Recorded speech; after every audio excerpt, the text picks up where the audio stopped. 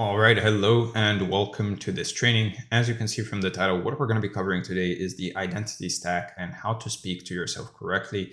And as you can see from the overview, what we're going to be talking about more specifically is first the overview itself, the word problem, the identity stack, the protocol, the review, and your action items for the day or the next few days. Now, before we get started, if you want this document along with this training, as always, make sure to join the free community from the link in the description. If you want to work with me one-on-one, then make sure to book a call, again, from the link in the description. And if you want weekly newsletters on improving in every aspect of your life, meaning health, wealth, love, and self, then make sure to join the newsletter from the link in the description. Without further ado, let's get started and talk about the word problem. So the way you speak to yourself shapes your reality. I think we all know this at this point. It's a truth that goes back thousands of years and stretches across every major civilization and spiritual tradition on the planet. And it's also backed by modern neuroscience nowadays. But there's a problem that almost nobody addresses, and it's the reason most people try affirmations for a few weeks, for example, feel nothing, and then quit. The problem isn't the words. The problem is where the words are coming from. Now, the core idea is real, and it's worth understanding why so many traditions landed on the exact same conclusion independently of each other. Every major civilization figured this out on their own, and the fact that they all arrived at the same place through completely different paths is probably the strongest argument for taking it seriously. The Egyptians, for example, believed that speech carried creative power and built entire temple rituals around precise pronunciation of sacred words, where even one wrong syllable could supposedly throw cosmic order off balance. The Vedic tradition in India, called human Svayam Brahman, if I'm actually pronouncing this correctly, which roughly means that the self as creator, that the self is a creator, and their oldest texts describe the universe literally unfolding as a projection of conscious intention through spoken word. And then in the Judeo-Christian tradition, the entire creation story starts with God speaking things into existence. So you've got Egypt, India, and the Bible all pointing at the same thing from totally different angles. Now, when unrelated cultures separated by thousands of miles and thousands of years all land on the same principle, that's pattern recognition across the whole of human experience, if you ask me. And it suggests that there's something real underneath the mythology. And what's wild is that the details match as well. Not just the broad idea, but the specific mechanics. They all emphasize precision, emotional alignment, and repetition as the three ingredients that make words actually work. Now, neuroscience has basically caught up to that with what these traditions were teaching, and the research on neuroplasticity gives us the mechanical explanation for why repeated self-talk actually rewires the brain over time. So when you think the same thought and say the same words over and over again, you're literally strengthening specific neural pathways, making those patterns easier and more automatic to access. And then there's the reticular activating system, which I've discussed a lot on this channel, the RAS, which is basically a filter in your brain that decides what information gets through to your conscious awareness based on what your subconscious considers important. So when your dominant self-talk is about lack and limitation, your RAS is actively filtering out evidence of opportunity and abundance. It's not that the opportunities aren't there, it's just that your brain isn't letting you see them. Now, neural pathways work like trails through snow, and the more you walk the same trail, the deeper it gets and the easier it is to follow, which means your habitual thoughts aren't just thoughts, they're physical grooves in your brain that take real effort and real time to reroute. This means your beliefs are literally editing your perception of reality in real time without you even knowing it. So you're walking around in a version of the world that's been curated by your own subconscious programming.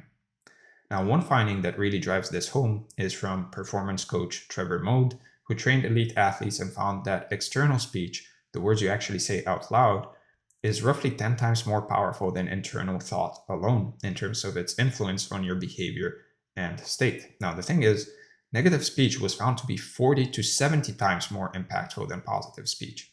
So one negative statement does more damage than dozens of positive ones can repair.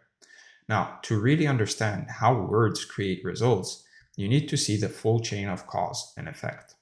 Words don't just float out into the universe and magically rearrange your life. They work through a very specific sequence that moves them from the invisible to the visible step by step.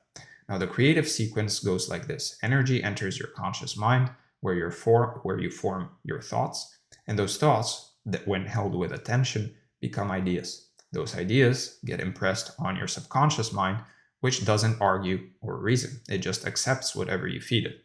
The subconscious then produces emotions because emotion is the language of the subconscious. Those emotions alter your physical vibration, meaning your literal energetic state shifts based on how you feel. That vibration then expresses itself through your body as action, basically the things you actually do and the way you carry yourself. And every action creates a reaction from your environment and the people in it. And if you add all of that up, you get your results, your reality. So it's thought to emotion, to speech, to action, to results. And words sit right in the middle of that chain as the bridge between your inner world and your outer world. Words occupy this unique position because they're the first point where something internal becomes external, where a thought gets pushed out into shared reality where it can be witnessed, responded to, and built upon, which is why they carry so much more weight than thoughts alone.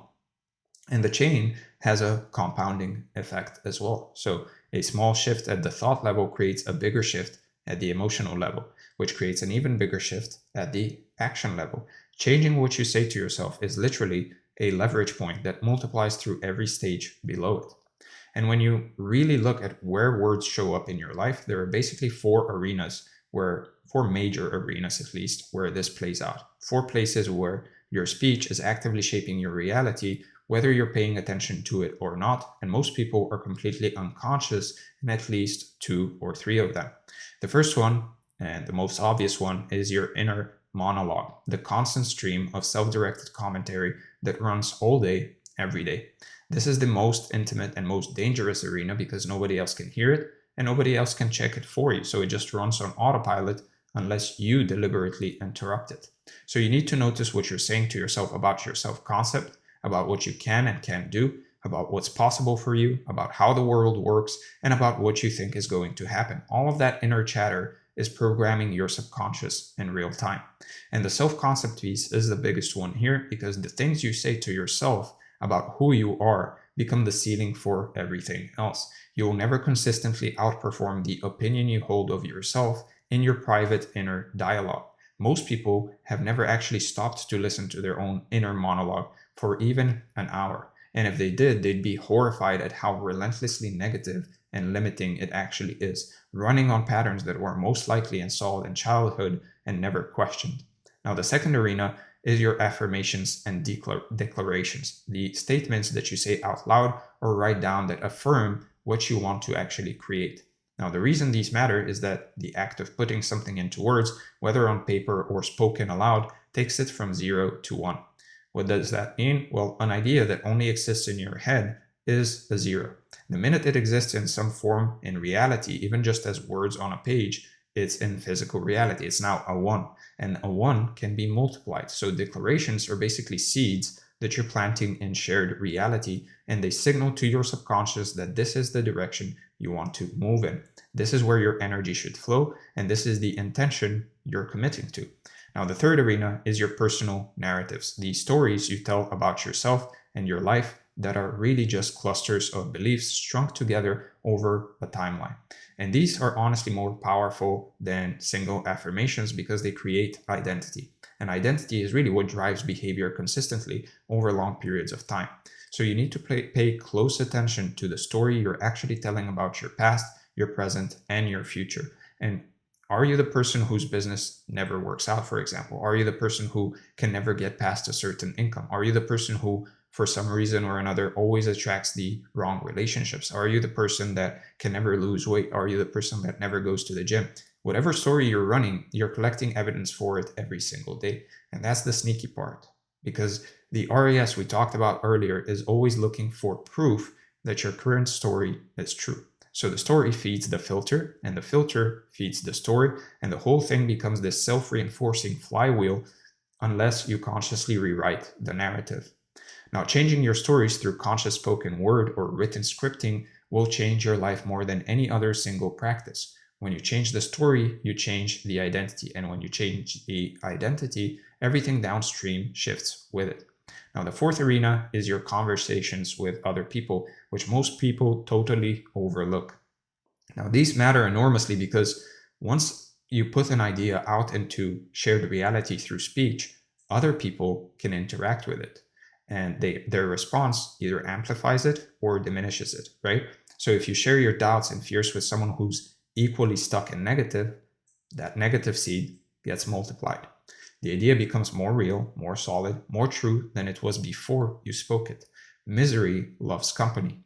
If, on the other hand, you share your vision with someone who's already succeeded in the way you want to succeed, or is on that path as well, or who just genuinely believes in what you're building, that positive seed gets multiplied. So you really have to be careful who you share your dreams with and who you process your fears with.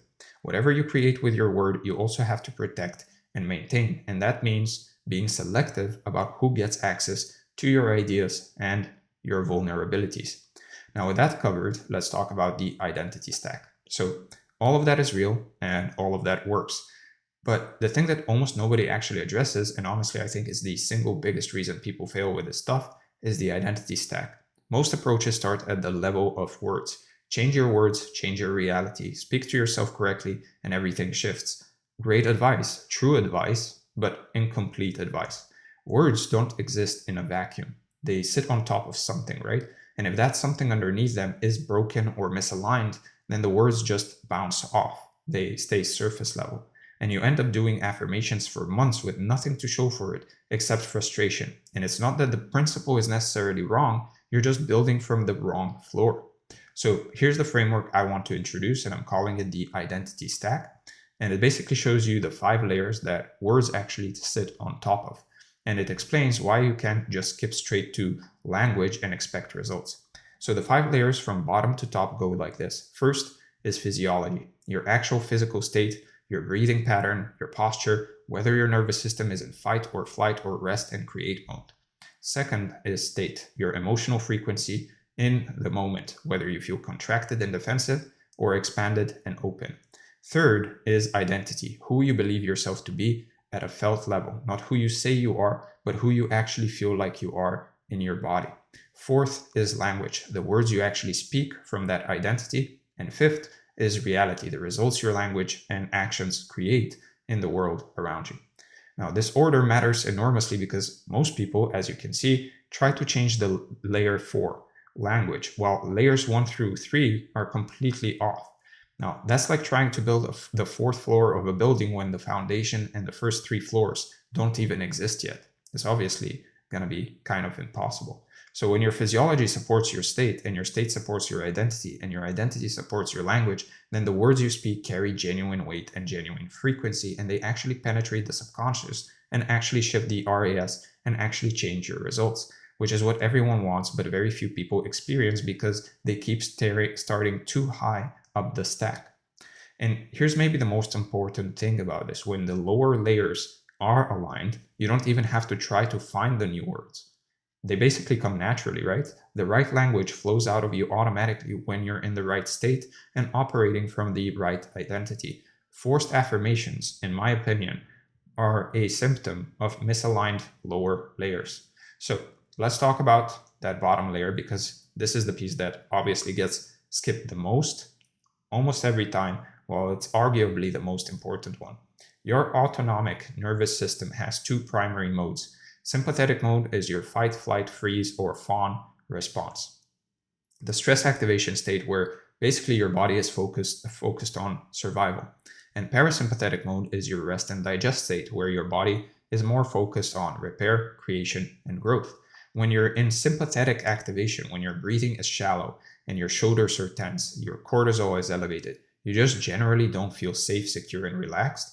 Well, your subconscious mind is literally in protection mode in that state. It's not open to receiving any new programming or positive self-talk. It's scanning for threats and trying to figure out how to deal with them. It doesn't care in that moment. Self-talk spoken from stress state hits a locked door. The subconscious hears the words, but it can't integrate them because the body is sending a completely contradictory signal. And you can think about it this way. You're standing there with your shallow breathing and a clenched jaw saying, I am abundant and I am at peace, and your entire nervous system is screaming the exact opposite. Well, your subconscious doesn't care. It doesn't listen to the words. It listens to the body. And the body is saying danger, scarcity, threat. So which signal do you think will win? This is basic nervous system science. The vagus nerve, which is the longest nerve in your body and the primary regulator of your parasympathetic response, doesn't really respond to affirmations and self-talk. I'm not saying that these can't help, but generally speaking, in moments like this, it responds to other things. It responds to your breath ratio, to physical safety signals, to the actual physiological conditions of your body. You cannot talk your way past your own biology. You have to shift the biology first. And if you actually go back and look at the ancient traditions more carefully, they all knew this. Egyptian priests didn't just walk up and start chanting out of nowhere. They had extensive preparatory rituals. Vedic sages practiced hours of silent meditation before speaking their mantras. The Gnostics emphasized clearing the mind through contemplation before any declaration. Every tradition that taught the power of words also taught a preparatory practice to get the body and mind into the right state first. The words were never meant to be spoken cold. They were always the final step in a sequence, not the first, like most people do it. Now, the second layer, which sits right above physiology, is your state. This is where things start to get interesting because the state layer is really about coherence, about whether your heart and your brain and your body are all sending the same signal at the same time, or whether they're fragmented and pulling in different directions. So there's no coherence. There's actually research on this from HeartMath Institute. What they found is that when you generate a genuine feeling of gratitude or appreciation or love, your heart rhythm pattern becomes smooth and ordered. And that coherent heart signal actually synchronizes your brain waves and your nervous system into a unified state. They call it heart-brain coherence. And in that state, your subconscious is maximally open, maximally receptive, and maximally ready to integrate new beliefs and new identity level programming. So the emotional state isn't just a nice to have, it's the actual gateway through which words can enter the subconscious and take root. And the more important distinction here is we're not talking about thinking grateful thoughts. We're talking about generating the actual felt sensation of gratitude in your body. So the thought alone doesn't shift the nervous system. The feeling does. Your body has to actually be in the experience of the emotion, not just conceptualizing it. So when you hear people say affirmations or self-talk doesn't work for them, what's usually happening is that they're speaking words from a state of stress or emotional flatness, and the subconscious is either locked down in protection mode or simply not engaged enough to care or absorb anything, and the words just float across the surface without ever sinking in. And then the third layer, sitting above state, is identity. This is the layer that basically determines the content of your speech. You speak from who you believe you are. If deep down you believe that you're someone who struggles with money, then no amount of saying I am wealthy will override that felt sense of identity. The words and the identity have to match, and that's where it gets a bit circular in a good way. When your physiology is calm and your state is coherent, accessing a new identity becomes possible in a way that isn't when you're stressed. You can actually feel into the version of yourself you want to become, not just imagine it intellectually, but actually feel it in your body as real and present and true. And from that felt identity, the right words emerge on their own. Now, the reason most affirmations fail is because there's a gap between the words being spoken and the identity being felt. And your subconscious can detect that gap instantly. So it just discards the words as noise because they don't match the deeper signal. But when identity and words are congruent, when you actually feel like the person who would naturally say those things, the words carry a completely different weight and a completely different frequency. And that's when the RAS really starts updating its filters, and that's when reality starts rearranging itself around you. Now, with that said, let's cover the protocol and how to apply all of this practically.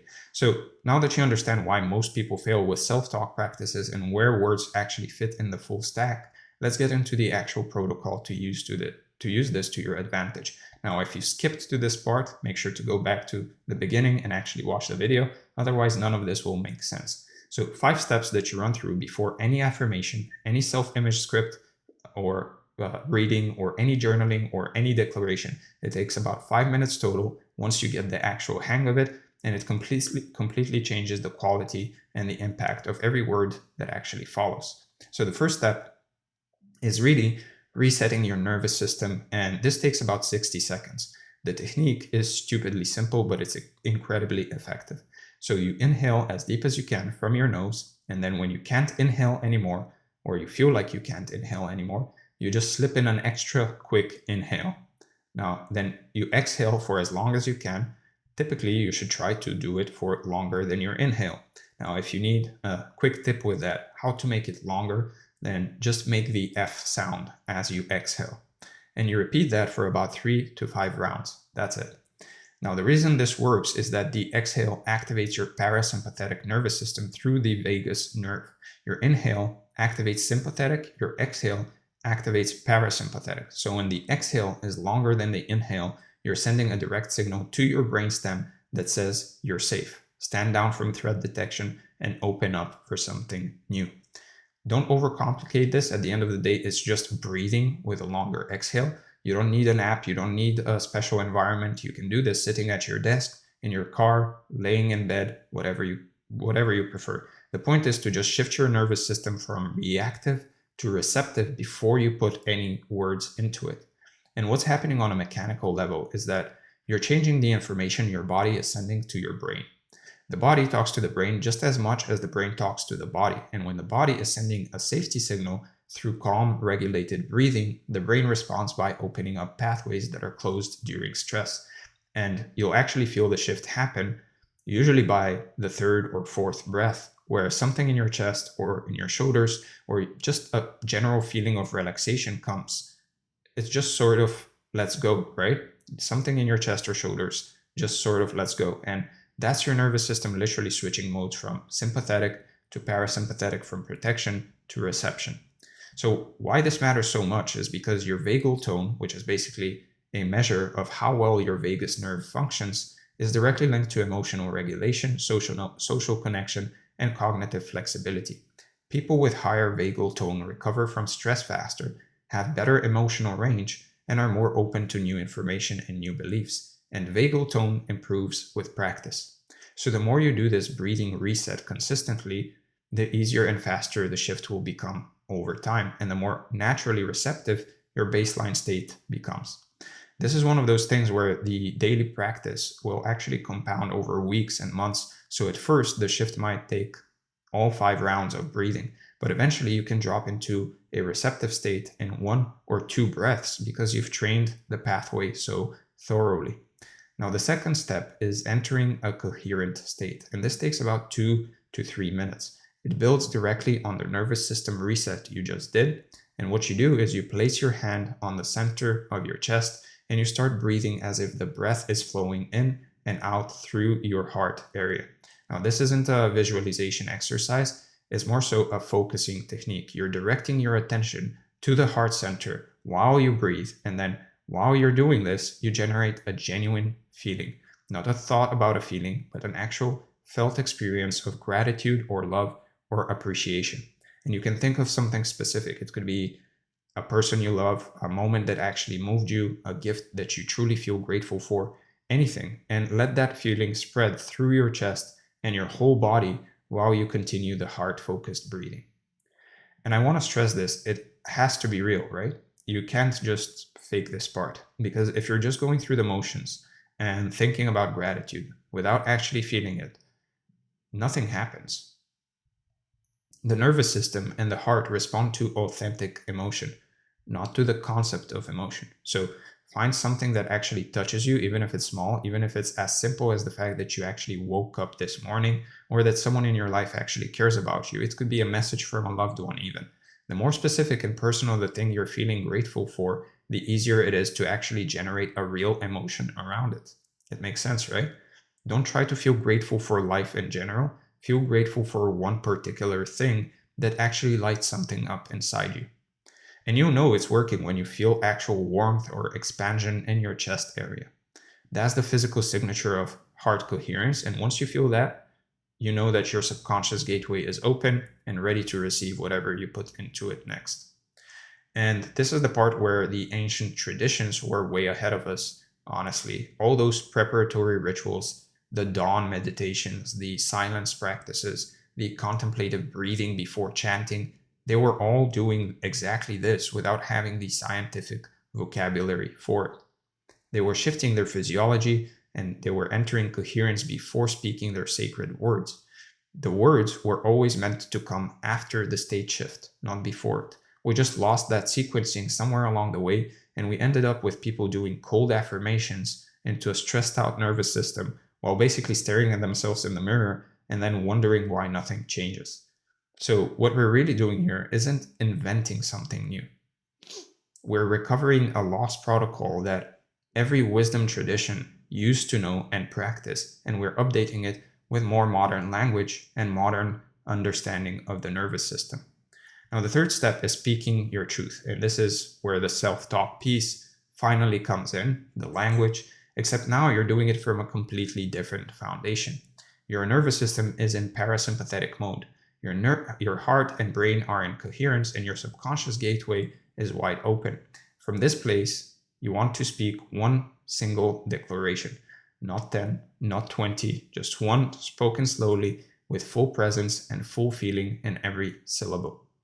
And the reason for just one declaration is something that kept showing up across everything I studied on the topic.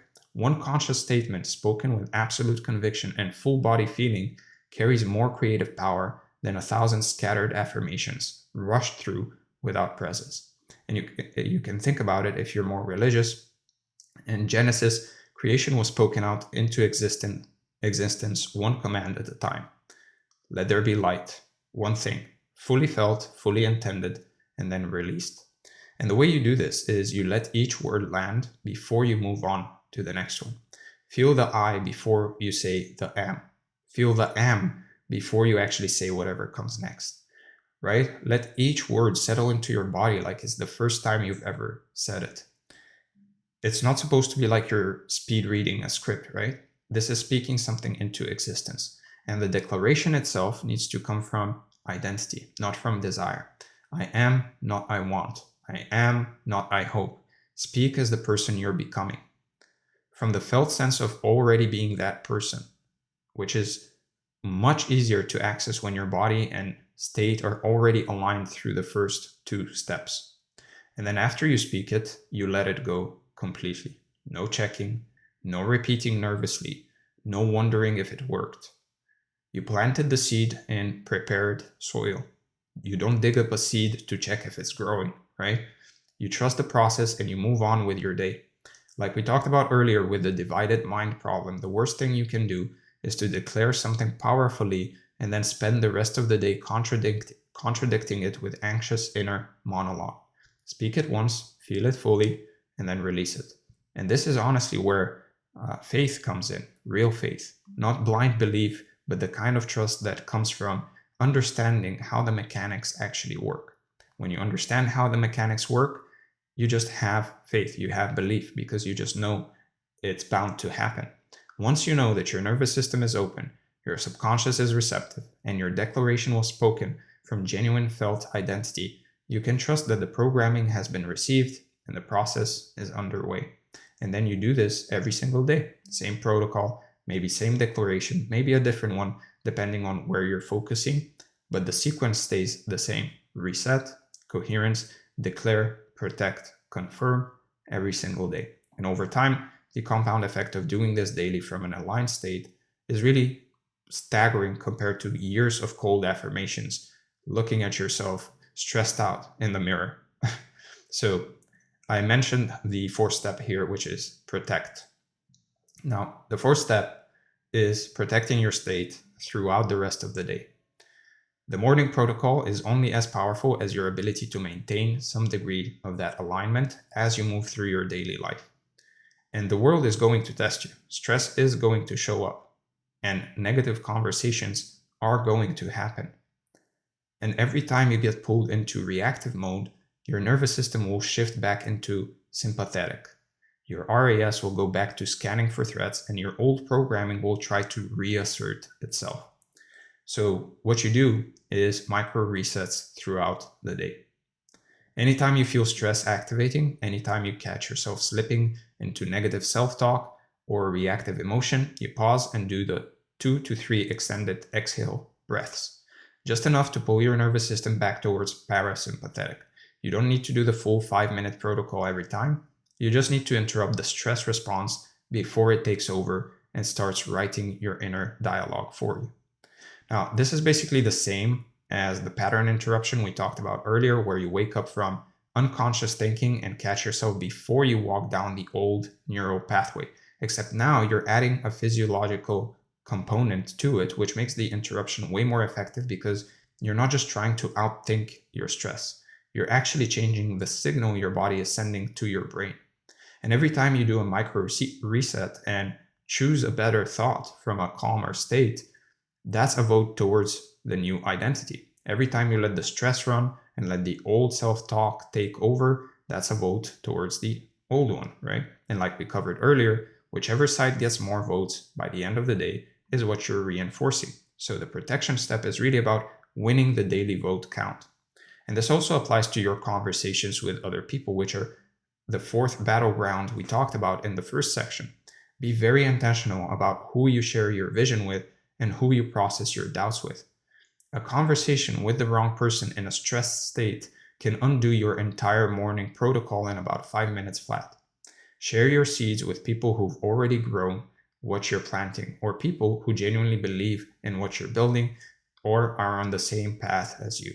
And if you feel yourself getting pulled into a negative conversation you can't avoid, then use the micro reset breathing to hold your state and be very conscious of the words you choose to put into that space. And honestly, part of protecting your state is really also protecting your inputs, meaning what you consume through media, news, social media, and even casual entertainment. All of that is programming going into your subconscious. And if you spend your morning doing the protocol and then spend 3 hours, 5 hours scrolling through fear-based content on Instagram Reels or YouTube Shorts or whatever, you've basically canceled out the whole thing. And the fifth step is looking for confirmations. And this is the step that I think most people skip entirely because they don't even know it exists. And is the step that turns the protocol from a morning practice into an all-day feedback loop. So once you've done the work, once you've reset your nervous system, you've entered coherence, you've spoken your declaration, you've released it, and started protecting your state, your job for the rest of the day is to just actively look for evidence that your new identity is already showing up in your reality. And it starts pretty small, really small. It can be really anything. These things are happening all the time, right? But if you're not looking for them, your RAS will filter them out. Remember, the RAS only lets through what it considers relevant to your dominant programming, to your dominant thoughts. So when you consciously decide to look for confirmations, you're literally telling your RAS to update its filters in real time. So every confirmation you notice becomes fuel for the next day's protocol. So when you sit down tomorrow morning and do your breathing reset and enter coherence, the felt state of your new identity is stronger because you collected real evidence for it yesterday. And the stronger that felt identity, the more powerful your declaration, if you remember. And the more confirmations you notice, and the whole thing becomes a self-reinforcing upward spiral. This is literally the opposite of what most people are running. Most people are unconsciously collecting evidence for their limitations, which strengthens, guess what, their old identity, which produces, guess what, more limiting self-talk, which filters for more evidence of limitation. Same loop, opposite direction. You're essentially training your RAS to scan for proof that your new identity is real, instead of letting it default to scanning for proof that your old identity is still in charge. And the more you do this, the more natural it will become, until eventually you don't even have to remind yourself of it because you're noticing confirmations automatically throughout the day, which means that your RAS has been reprogrammed. So with that said, let's go over the review. We talked about the overview, the word problem, the identity stack, the protocol, the review, and finally your action items for the day or the next few days. First, run the full 5-step protocol every single morning for the next 7 days before any journaling, scripting, or affirmation practice, and notice how different the words feel when they're coming from a regulated nervous system and a coherent state. Then spend 1 full day tracking your inner monologue and your conversations with others, paying attention not just to the words themselves, but to the physical state you're in when you're saying them. And notice how much of your self-talk actually happens from a stressed, shallow breathing, contracted place versus a calm, grounded, open one. Then finally, identify the 3 biggest state disruptors in your daily life. whether that's certain people, certain media, certain environments, or certain thoughts or beliefs, and create a specific plan for either eliminating them or using micro resets to hold your state when you can't avoid them. With that said, I hope you enjoyed this. If you did and you want this training along with this document, make sure to join the free community from the link in the description. If you want to work with me one-on-one, make sure to book a call, again, from the link in the description. And if you want weekly newsletters on improving in every aspect of your life, meaning health, wealth, love, and self, then make sure to join the newsletter, again, from the link in the description. Again, thank you for being here. Thank you for the support, and I'll see you in the next one.